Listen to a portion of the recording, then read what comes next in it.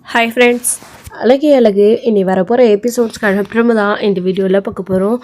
வாங்க ஃப்ரெண்ட்ஸ் பார்க்கலாம். என்னடி இது, இந்த மாப்பிள்ளை இப்படி இருக்காரு அப்படின்னு கோமதி மீனாக்கிட்டேயும் ராஜுக்கிட்டேயும் பேசினதுக்கு அப்புறமா, அத்தை நீங்கள் இதை போய் ராகவன் மாமா கிட்டே இதை பற்றி பேசி வைக்காதீங்க.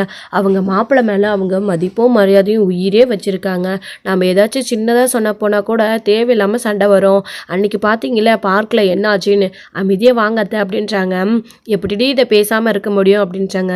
அத்தை பேச வேண்டியதை எந்த நேரத்தில் பேசாமல் இருக்கிறோமோ அதுதான் அத்தை நல்லது, ப்ளீஸ் அத்தை அப்படின்னு ராஜி சொல்லவும், சரி வாங்க போகலாம் அப்படின்றாங்க. அவங்களுடைய அத்தையும் மாமும் உட்காந்துட்ருக்காங்க. அப்போ கோமதி வந்து உட்காடுறாங்க. உட்காந்துக்கிட்டு அமைதியாகவே இருக்கிறாங்களா முதல்ல. அதுக்கப்புறம் வந்துட்டு சும்மா தாங்க நாங்கள் பேசிட்டு உட்காந்துட்டு இருந்தோம், மாப்பிள்ளை வந்ததை கவனிக்கவே இல்லை, இப்படி நடக்கும்னு எதிர்பார்க்கல, இவங்களை அமைதியாக இருங்கன்னு சொன்னால் கேட்குறாங்களா, ஜாலியாக உட்காந்து கதை பேசிகிட்டு இருக்காங்கன்னு அவங்களோட அத்தை சொல்கிறாங்க. ஏங்க நம்ம தப்பாக எதுவும் பேசலையே, நீங்களும் அங்கே தானே இருந்தீங்க. ஆமாம் உங்கள் மாப்பிள்ளையே அதுக்கு இவ்வளோ கோவப்படுறாரு அப்படின்றாங்க. எங்கள் மாப்பிள்ளைக்கு இப்படி தான் சில விஷயங்கள் பிடிக்காது, அவருக்கு பிடிக்காத எந்த ஒரு விஷயத்தையும் நாங்கள் செய்ய மாட்டோம் அப்படின்னு அவருன்னு சொல்லிட்டு இருக்காங்க. பாத்தியாக்கா, இந்த அத்தியை வாயை வச்சுட்டு அமைதியாயிருன்னு சொன்னாலையும் கேட்க மாட்டேன்றாங்க அப்படின்னு தான் ராஜியும் மீனாவும் பேசிகிட்டு இருக்காங்க. வாயை வச்சுட்டு அமைதியாக இல்லாமல் கேட்டுருச்சு அப்படின்னு சொல்லிட்டு, அது தெரிஞ்ச விஷயம் தானடி, எதுவும் பிரச்சனை இல்லாமல் அவர் அமைதியாக போயிட்டாரேன்னு சந்தோஷப்பட்டுக்க வேண்டியது தான் அப்படின்னு மீனாவும் சொல்லிட்டு அமைதியாக இருக்காங்க. அப்புறம் குலதெய்வ கோயிலுக்கு போகணும்னு சொன்னோம்ல, எல்லாருமே நாளைக்கே கிளம்பி போயிட்டு வந்துடலாம் அப்படின்றாங்க. அவங்க எல்லாரோடையும் சேர்த்து அப்படின்னமோ, சரிங்க ரொம்ப சந்தோஷம் தான். அம்மா கோயிலுக்கு யார் யார் போகிறோம் அப்படின்றாங்க. யார் யார் போகிறோம், எல்லாரும் தான் போக போகிறோம், நீங்கள் எல்லாருமே நம்ம வீட்டில். அதுக்கப்புறம் அப்படின்றாங்க, ஏன் மருமகளுடைய வீட்டில் இருந்து யாரையும் கூப்பிடலையோ அப்படின்றாங்க. ஆமாம் இல்லை, இதோ மதியோட அப்பா அம்மாவும் கூப்பிடலாம் அப்படின்னு சொல்லிட்டு இருக்காங்க. ஏன் மதியோட அப்பா அம்மா மட்டும் கூப்பிடுறீங்க, மலரோடைய அப்பா அம்மாவை கூப்பிடலையா அப்படின்றாங்க. ஓ சாரி, மலருக்கு தான் அப்பா இல்லைல்ல, அவங்க தம்பி அம்மா இவங்க யாரையும் கூப்பிடலையா அப்படின்னு சொல்லிட்டு கோமதி கேட்கவும், இந்த விஷயத்த கேட்டு அதிர்ச்சி ஆயிடுறாங்க. நம்ம மலர் இருந்துக்கிட்டு இவ்வளோ பெரிய விஷயத்த கோமதி அம்மா கேட்டுட்டாங்களே, அத்தை மாமா என்ன சொல்ல போகிறாங்க, அவங்கள திரும்பவும் கோவப்பட்டு திட்டிட போகிறாங்க அப்படின்னு தான் மலர் நிறைய பயந்துகிட்டே இருந்தாங்க. அவங்க எதுவுமே பேசாமல் அமைதியாகவே உட்காந்துட்டு இருக்காங்க.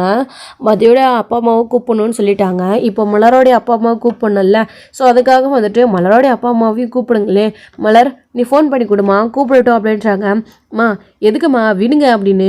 என்னம்மா குலதெய்வ கோயிலுக்கு எல்லாருமே போகிறோம், குடும்பமாக போனால் தானே சந்தோஷமாக இருக்கும், நீயும் அப்பா அம்மா வந்தால் உன் அப்பா தம்பி வந்தால் சந்தோஷப்படுவல்ல அப்படின்றாங்க. இல்லைம்மா இருக்கட்டும் அப்படின்னுமோ அவங்களோட அத்தை பார்த்து முறைக்கிறாங்க.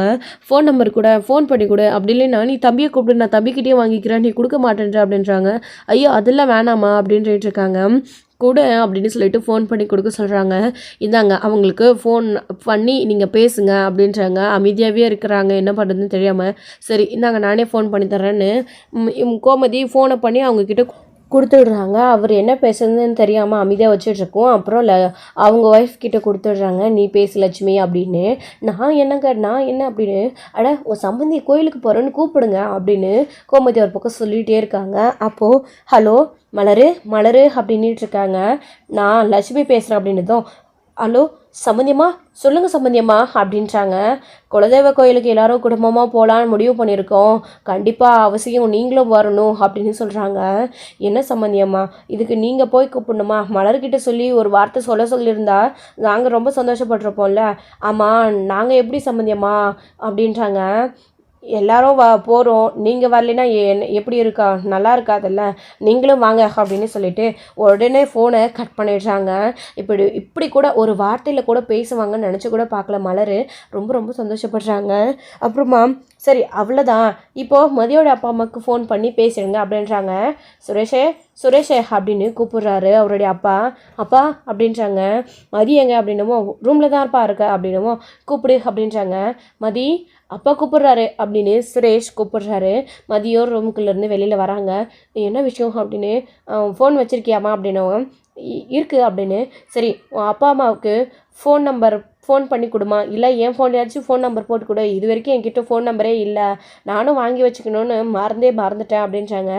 எதுக்கு அப்படின்றாங்க. திரும்பவும் அவங்கள கூப்பிட்டு என்னை பற்றி ஏதாச்சும் கம்ப்ளைண்ட் பண்ண போகிறீங்களா அப்படின்னு. எதுக்கு எடுத்தாலையும் வாய் கொழுப்பு தானே உனக்கு, ஒருத்தர் ஃபோன் நம்பர் கேட்டால் கொடுக்க மாட்டியா அப்படின்னு. ஓ அன்னைக்கு என் அப்பா அம்மா கூப்பிட்டு கம்ப்ளைண்ட் பண்ணுறப்போ மட்டும் ஃபோன் நம்பர் எப்படி கிடச்சிதான் அப்படின்றாங்க.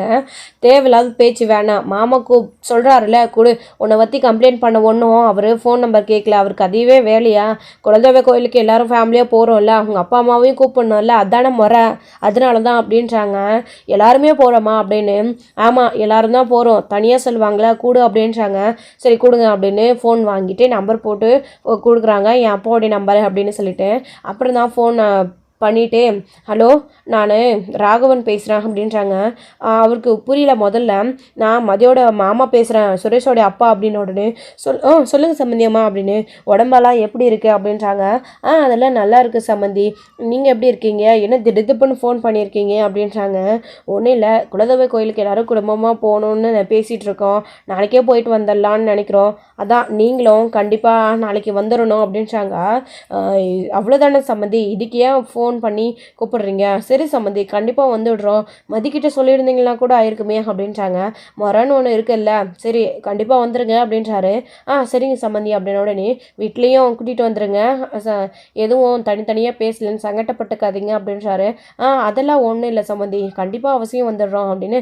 சரி வச்சுட்டுமா அப்படின்னு வச்சிடுறாரு. என்ன இவருக்கு இப்படியெல்லாம் கூப்பிட தெரியுமா, ஒருத்தர் மனசு கஷ்டப்படணும்னு கரெக்டாக சமாதானப்படுத்தி பேசலாம் தெரியுமான்ற மாதிரி தான் மதி நினைக்கிறாங்க. சரி எல்லாரையும் கூப்பிட்டாச்சு, சுரேஷ் நாளைக்கு உனக்கு லீவ் கிடைக்குமா, போயிட்டு வந்துடலாமா அப்படின்றாங்க. பா நாளைக்கு சண்டே தானே, கண்டிப்பாக லீவ் இருக்குப்பா, போயிட்டு வந்துடலாம் அப்படின்னு தான் சுரேஷும் சொல்லிட்டு இருக்காரு. நாளைக்கு மாப்பிள்ளைக்கிட்டேயும் முதல் வேலையாக மாப்பிள்ளையும் வராரா இல்லைன்னு கேட்டுக்கணும். அன்றைக்கி பார்க்குக்கு ரேவதியும் மாப்பிள்ளையும் விட்டுட்டு போன மாதிரிலாம் இருக்க முடியாது, அவங்களையும் கூப்பிடணும் அப்படின்றாங்க. சரிங்கப்பா, நான் மாமா கிட்ட நாளைக்கு காலையிலே ஃபோன் பண்ணி பேசுகிறேன் அப்படின்றாரு. நானும் பேசுகிறேன், நீங்களும் பேசுகிறீங்க அப்படின்றாங்க. சரி அப்படின்னு பேசி முடிச்சுட்டு சரி எல்லாரும் போய் நேரத்தோடு படுங்க, மலரே காலையிலே எழுந்திரிச்சு சீக்கிரமாக எல்லாத்தையும் ரெடி பண்ணணும், தெரியும்ல ஞாபகம் இருக்குல்ல அப்படின்றாங்க. சரி அத்தை அப்படின்னு. நான்வெஜ்ஜெல்லாம் சமைச்சதுனால வீடெல்லாம் சுத்தமாக க்ளீன் பண்ணணும் சுத்தபத்தமாக அப்படின்னு சொன்ன உடனே சரின்னு சொல்லிட்டு மலரும் தலையை ஆட்டிட்டு எல்லாரும் போனதுக்கப்புறமா மலர் வந்துட்டு கோமதி கிட்ட, என் அப்பா அம்மா கிட்ட இது வரைக்கும் அவங்க பேசினதே கிடையாது, முதல் டைமாக அவங்க பேசியிருக்காங்க, எனக்கு ரொம்ப சந்தோஷமாக இருக்குது, அவங்கள எங்கள் வீட்டுக்கு வர வச்சுட்டீங்க அப்படின்னு சொல்லி மலர் ரொம்ப சந்தோஷப்பட்டு அழுகுறாங்க. என் வாழ்நாளும் மறக்க மாட்டேன், எனக்காகவும் என் குடும்பத்துக்காகவும் யோசிச்சு நிறைய விஷயங்கள் செய்கிறீங்க, எனக்காக நீங்கள் ரொம்ப பேசுகிறீங்க, என் அப்பா அம்மாவை யோசிச்சு என்ன யோசிச்சு அவங்கள கோயிலுக்கு கூப்பிட வச்சுட்டீங்க, ரொம்ப தேங்க்ஸ் அப்படின்னு மலர் ரொம்ப வருத்தப்பட்டு அழுகுறாங்க. என்னம்மா நீ இதுக்கெல்லாம் போய் அழுதுகிட்டு அப்படின்றாங்க. இல்லைம்மா மலர் சொல்கிறது உண்மை தானே, நானே அவங்கள இங்கே வர சொல்வேன், எனக்கு மனசு கேட்காம தான் அவங்கள விட்டுட்டு தனியாக எப்படி எல்லா ஒரு ஃபங்க்ஷனும் கொண்டாடுறதுன்னு வர சொல்வேன், ஆனால் இங்கே வந்தால் மாப்பிள்ளையோ அப்பாவோ யாராச்சும் ஒருத்தர் அவங்கள அசிங்கப்படுத்திட்டே இருக்காங்க, அவங்க ஒவ்வொரு தடவையும் அசிங்கப்பட்டு இங்கேருந்து போவாங்க, இந்த வீட்டுக்கு சம்மந்தின்ற மரியாதை அவங்களுக்கு என்றைக்குமே கிடைச்சது கிடையாது, ஆனால் நீங்கள் பண்ண ஒரு விஷயத்தினால உண்மையிலே இன்றைக்கி மலரும் சரி மலரோடைய அம்மாவும் சரி ரொம்ப சந்தோஷப்பட்டுட்டு இருப்பாங்க. ஏன் எனக்கு கூட ரொம்ப சந்தோஷம், இதெல்லாம் நடக்கும்னு நான் கூட கனவுல கூட எதிர்பார்க்கல அப்படின்னு பாக்கியராஜும் சொல்லவும், என்னப்பா இது என்ன பெருசாக பண்ணிட்டேன், நான் எல்லாருக்கும் இப்படி பேசுகிறீங்க, நான் எதுவும் உங்களுக்காக செய்யலைன்னா இது கூட செய்யலைன்னா எப்படி, இதெல்லாம் ஒரு விஷயமானு சொல்லிட்டு கோமதி அவங்க கிட்ட பேசவும் மலர் ரொம்ப சந்தோஷப்பட்டு அழுகுறாங்க, கோமதி கட்டி பிடிச்சிக்கிட்டு. மறுநாள் மலர் எல்லாருக்கும் முன்னாடியுமே எழுந்திரிச்சு வழக்கம் போல் எல்லா வேலைகளுமே செஞ்சிட்ருக்காங்க. கோமதியும் கொஞ்சம் நேரம் சத்தம் கேட்டதுக்கப்புறம் தூக்கம் வராமல் எந்திரிச்சு வந்துடுறாங்க. மலர் என்ன பண்ணிட்டுருக்க அப்படின்னு. வாங்கம்மா எந்திரிச்சிட்டிங்களா, சத்தம் போட்டுட்டானா அப்படின்னு. அதெல்லாம் ஒன்றும் இல்லை, எப்பயுமே சீக்கிரமாக எந்திரிச்சு நானும் வேலை செய்யணுன்ற எண்ணத்தில் தான் இருப்பேன், அதனால தான் எனக்கும் சரியாக தூக்கம் வரல, வீட்டில் இந்த மாதிரி கோயிலுக்கு போகிறது தான் எந்திரிச்சு செய்கிறது வழக்கம் தானே, எப்படியும் சாதாரணமான நாளே உன்னை எப்படி வேலை வாங்குவாங்க, இப்போ கோயிலுக்கு போகிறது உன்னை எப்படியெல்லாம் வேலை வாங்குவான்னு எனக்கு நல்லாவே தெரியும், அதான் உனக்கு சப்போர்ட் பண்ணலாமே ஹெல்ப் பண்ணலாமேன்னு எழுந்து வந்தேன் அப்படின்னு. என்னம்மா எல்லாமே முடிஞ்சிருச்சுமா, தோ வீடு பெருக்கிட்டேன், அவள் தான் மா போட்டுட்டா முடிஞ்சிருச்சு, வெளியே பெருக்கி கோலம் போட்டுட்டேன், குளிச்சுட்டேன், சாப்பாடுமே ரெடி பண்ணிட்டேன், பூஜை ரூமும் ரெடி பண்ணிட்டேன், அவ்வளோதாம்மா அப்படின்றாங்க. ஆமாம் இதெல்லாம் எப்போ எந்திரிச்சு செஞ்ச நீ அப்படின்றாங்க. சாப்பாடுக்கு அப்படியே வச்சு விட்டுட்டு பூஜை ரூமையும் கையோடு ரெடி பண்ணிட்டேன், இதில் என்ன வேலை இருக்க போகுது தனித்தனியாக அப்படின்றாங்க. ஆனாலையும் நீ நிறைய வேலை செஞ்சுருக்க, இதுவே ரொம்ப பெரிய விஷயம் தான், மணி 6 தான் ஆக போகுது, அதுக்குள்ளே எல்லா வேலையுமே முடிச்சுட்ருக்குற அப்படின்றாங்க. இதுக்கப்புறம் தான் எனக்கு வேலையே ஸ்டார்ட் ஆக போகுது, நான் எங்கே வேலை முடிச்சிருக்கேன் அப்படின்றாங்க. அது என்னமோ சரிதான் அப்படின்னு. சரி வீடு போகிற வேலையை நான் பார்த்துக்கிறேன், இதை விட்டுட்டு நீ வேறு ஏதாச்சும் இருந்தால் போய் செய்ய அப்படின்னு. ஐயோ அம்மா என்னம்மா நீங்கள் போய் போடுறீங்களா, அதெல்லாம் நானே போட்டுக்கிறேன் கொஞ்சம் நேரத்தில் தானே அப்படின்றாங்க. ஐயோ இதெல்லாம் போட்டு முடிச்சுட்டு திரும்பவும் எல்லோரும் ரூம்லேருந்து எந்திரிச்சதுக்கு அப்புறமா அது எல்லாத்தையும் நீ போய் பெருக்கிட்டு போடுவேன், அதை நானே பார்த்துக்கிறேன், நீ இதை விட அப்படின்றாங்க. இல்லைம்மா மதி ஹெல்ப் பண்ணுவா, எல்லார் ரூமும் எந்திரிச்சு வந்ததுக்கப்புறமா மதி போயிட்டு நான் பெருக்கி விட்டேன்னா மதி துடைப்பா, விடுங்கம்மா இதில் என்ன சிரமம் இருக்குது அப்படின்னு. விடு நான் தொடச்சிக்கிறேன், நீ விட சொன்னால் கேட்க மாட்டேன் அப்படின்னு அவங்க வாங்கி தொடச்சிட்ருக்காங்க. மலர் எல்லாம் வேலை செஞ்சிட்ருக்கவும் வீட்டில் அடுத்தடுத்து எல்லாருமே எந்திரிச்சிடுறாங்க. காஃபி கேட்குறாங்க, குளிச்சுட்டு வர்றாங்க, ரெடி ஆகிடுறாங்க. அவங்களோட அத்தை கேள்வி மேலே கேள்வியாக கேட்குறாங்க. இதை ரெடி பண்ணிட்டியா, அதை ரெடி பண்ணிட்டியா, காஃபி கொடு, சுடு தண்ணி கொடு, வெந்நீர் கொடு, அது இதுன்னு அதாவது சீரக தண்ணி கொடு அப்படின்னு எல்லாத்தையுமே மலர் செஞ்சுக்கிட்டு தான் இருக்காங்க. செஞ்சு முடிச்சு அடுத்த கையோடையே குளிச்சுட்டு வந்ததுக்கப்புறமா அவங்களோட வழக்கம் போல் எங்கள் ரூமில் தொடச்சிட்டியா அப்படின்றாங்க. அத்தை தொடச்சிட்டேன் அத்தை அப்படின்றாங்க. சரி அப்படின்னு எல்லா வேலையுமே செஞ்சு முடிச்சதுக்கப்புறமா வீட்டில் கோயிலுக்கு போகிறதுக்காக புது சாமான் இதெல்லாம் காலையிலே போயிட்டு பாக்கியராஜ் எழுந்திரிச்சு குளிச்சு முடிச்சுட்டு வாங்கிட்டு வந்துடுறாரு. அப்பா இதெல்லாம் ஓகேவா, சரியாக போச்சா அப்படின்னு கேட்குறாரு. எல்லாம் ஓகே தாண்டா, எல்லாமே சரியாக போச்சுன்னு பார்த்துட்டு அவங்களுடைய அம்மா சரி சொல்லிட்டு இருக்காங்க. குழந்தை அப்படின்றாங்க. இதோ அத்தை குழந்தைய ரெடி பண்ணிடுறேன் அப்படின்னு. என்ன நீ குழந்தைய கூட ரெடி பண்ண மாட்டியா அப்படின்னு. நான் பார்த்துக்கிறேம்மா, மலர் வீட்டெல்லாம் தொடச்சி வீட்டு வேலை செஞ்சுட்டு இருந்தால, குழந்தைய தானே நான் குளிப்பாட்டி ரெடி பண்ணிடுறேன் அப்படின்ட்டு போகிறாரு. சரிங்க அப்படின்னு மலரும் விட்டுடுறாங்க. இதுக்காச்சும் பர்மிஷன் கொடுக்குறாங்களே அப்படின்னு தான் நம்ம நினைக்கணும். ஆம்பளை பையன் இதெல்லாம் செய்கிறானே, குழந்தைய குளிப்பாட்டி சோறு விட்டுறது இதெல்லாம் கூட அவன் தான் செய்வானா, நீ செய்ய மாட்டேன்னு கேட்காம விட்டுருக்குறாங்களே, அது வரைக்கும் சந்தோஷம்தான் மலர் நினச்சிக்கணும். அப்படி தான் இந்த குடும்பத்தில் எல்லாருமே நடந்துகிட்ருக்காங்க. அப்புறம் கோமதி, மீனா, ராஜு எல்லாருமே ரெடி ஆகிட்டு வராங்க. வழக்கம் போல் தான் இன்னுமே ராஜு கதிர் கால் பண்ணல, பேசலன்னு வருத்தத்திலே இருக்காரு. சரி கோயிலுக்கு நேரம் ஆயிடுச்சு, மாப்பிள்ளைக்கு ஃபோன் பண்ணிட்டியா அப்படின்னு. நான் மாமாவுக்கு காலையிலேயே ஃபோன் பண்ணிட்டேன், மாமா அக்கா எல்லாம் ரெடியாக தான் இருக்காங்கன்னு சொல்லிட்டாங்கப்பா அப்படின்னமோ. சரி நான் இன்னொரு டைம் ஃபோன் பண்ணுறேன்னு உடனே திரும்பவும் கால் பண்ணி மாப்பிள்ளை கிளம்பிட்டிங்களா மாப்பிள்ளை அப்படின்றாங்க. அதோ மாமா கிளம்பிட்டோம் அப்படின்றாங்க. நாங்களும் கிளம்பிட்டோம் மாப்பிள்ள, எப்படி நீங்கள் காரில் வந்துடுறீங்களா இல்லை கூட்டிகிட்டு போகலாமா மாப்பிள்ள, இங்கேருந்து வரட்டுங்களா அப்படின்றாங்க. அடோ இல்லை மாமா நாங்கள் கார்லேயே வந்துடுறோம், நீங்களும் கார்லேயே வந்துடுங்க அப்படின்றாங்க. சரிங்க மாமா கோயிலான மீட் பண்ணலாம் அப்படின்னு சொல்லிட்டு ஃபோனை கட் பண்ணிடுறாங்க. என்ன ரேவதி கிளம்பலாமா அப்படின்னுவோம். கிளம்பலாம் அப்படின்னு. அத்தை வரீங்களா அத்தை நீங்களும் அப்படின்னு. எப்போ கேட்குறா பாருடா உன் பொண்டாட்டி அப்படின்றாங்க. ஏண்டி இதெல்லாம் போகும்போது தான் கேட்பியா அப்படின்னு. இல்லை அப்படின்றாங்க. அதான் கிளம்பிட்டீங்களா விட்டுட்டு போகணுன்னு, போயிட்டு வாங்க அப்படின்றாங்க. பிள்ளைங்க பத்திரம், அங்கே போய் எங்கேயாச்சும் வேடிக்கை பார்த்துட்டு பிள்ளைங்கள விட்டுறாத அப்படின்ட்டாங்க. நான் பார்த்துக்கிறேன் அப்படின்னு. சரி இப்போயாச்சும் கோயிலுக்கு போகிறதுக்கு சரின்னு ஒத்துக்கிட்டு அமைதியாக போகிறாரு. கடவுளே கோயிலுக்கு போய் பொங்கல் வச்சுட்டு சாமி கும்பிட்டுட்டு வர வரைக்கும் எந்த அவசியமாக இதுவும் நடக்கக்கூடாது, இவருக்கு எந்த ஃபோனும் வந்துடக்கூடாது, திரும்பி வந்துடணும்னு பாதியிலே இவ எந்த முடிவும் எடுக்கக்கூடாதுன்னு ரேவதி போகும்போதே வேண்டாத தெய்வத்தெல்லாம் வேண்டிட்டு தான் தங்கராஜை கூட்டிகிட்டு போகிறாரு. தங்கராஜுமே எதுக்கு இப்படி சைலண்ட்டாக அமைதியாக ஒத்துக்கிட்டு போகிறாருன்னு தான் இது வரைக்கும் தெரியல. அவரும் கிளம்பலான்னு அடுத்து எதுவுமே பேசாமல் கூட கிளம்பி போயிட்டுருக்காரு.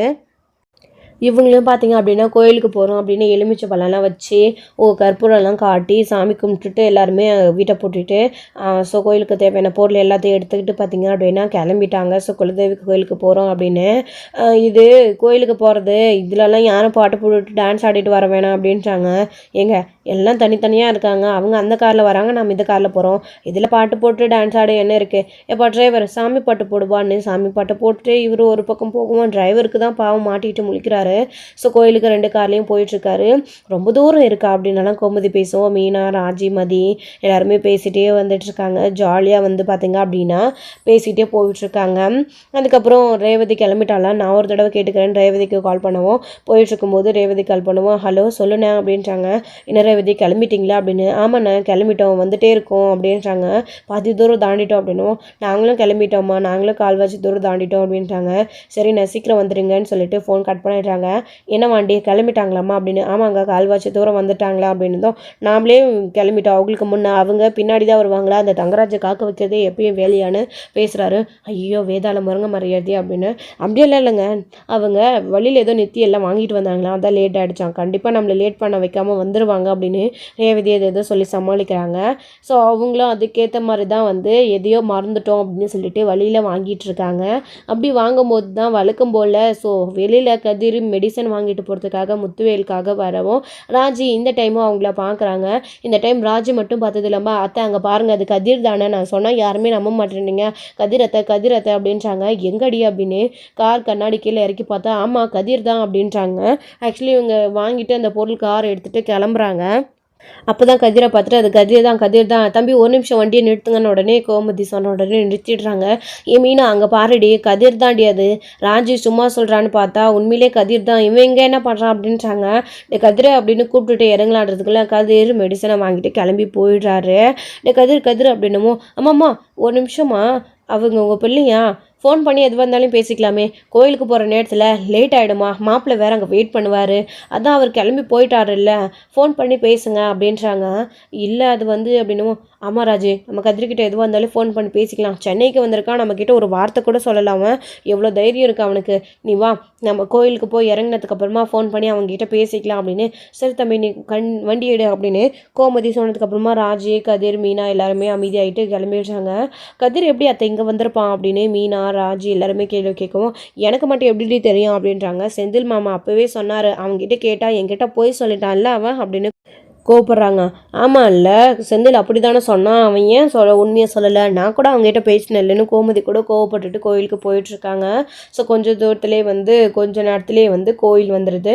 அவங்களும் முன்னாடியே போய் வெயிட் பண்ணிகிட்ருக்கோம். இவங்களும் வருவோம் மாப்பிள்ளை ரொம்ப நேரம் வெயிட் பண்ணிட்டீங்களா அப்படின்னு. இல்லை மாமா இப்போ தான் 10 நிமிஷம் ஆச்சு அப்படின்றாங்க. ஆமாம் வரதுக்கு முன்னாடி எவ்வளோ நேரம் ஆச்சு, 1/4 மணி நேரம் ஆச்சு, 1 மணி நேரம் ஆச்சு, இன்னமும் வரல காக்க வைக்கிறாங்களேன்னு பேசிட்டு இப்போ பார்த்தியா 10 நிமிஷம் தான் ஆச்சாமே, அப்படியே ஆள் அந்நிய மாதிரி மாறிடுறாரு அப்படின்னு ரேவதி ஒரு பக்கம் யோசிச்சுட்டே இருக்காங்க. அதுக்கப்புறம் கதிரோட டென்ஷனாகவே அத்தை கதிருக்கு கால் பண்ணலான்னு மீனா ராஜி பேசிகிட்டு இருக்காங்க. சரின்னு சொல்லிட்டு கதிருக்கு கால் பண்ணி கதிர் எங்கே இருக்கேன்னு கேட்கவும் கதிர் இந்த தடவும் போய் சொல்லிட்டாங்க. உங்களை நாங்கள் 3 பேருமே பார்த்தோம்டா, இங்கே நீ இப்போ தானே கடையில் ஏதோ வாங்கிட்டு போனேன், அதுக்குள்ளே எப்படிடா நீ இங்கே இல்லை, நான் ஊரில் தான் இருக்கேன்னு சொல்கிறேன், போய் சொல்றியா, நீ சென்னையில் தான் இருக்கேன்னு எல்லாருமே கேட்கவும் கதிர் இப்போ மாட்டிக்கிட்டார் வசமா. அவருக்கு என்ன சொல்லி சமாளிக்கிறதுனே தெரியல, சிக்னல் இல்லாத மாதிரி எதாவது சொல்லி ஃபோனை கட் பண்ணிடுறாங்க. இதோட இந்த எபிசோடு முடிச்சிருக்காங்க. அடுத்தடுத்த எபிசோடில் என்ன நடக்க போகுது, கதிர் நல்லா மாட்டிக்கிட்டாரு, அடுத்து என்ன சொல்லி சமாளிக்க போகிறாரு, கோமதி ராஜா இதை கண்டிப்பாக அமைதியாக விட போகிறது கிடையாது, என்ன நடக்க போகுது அப்படின்றதெல்லாம் வெயிட் பண்ணி ஸ்டோரியில் பார்க்கலாம். Friends thank you. இந்த வீடியோ பிடிச்சிருந்தா லைக் பண்ணுங்கள், ஷேர் பண்ணுங்கள், கமெண்ட் பண்ணுங்கள்.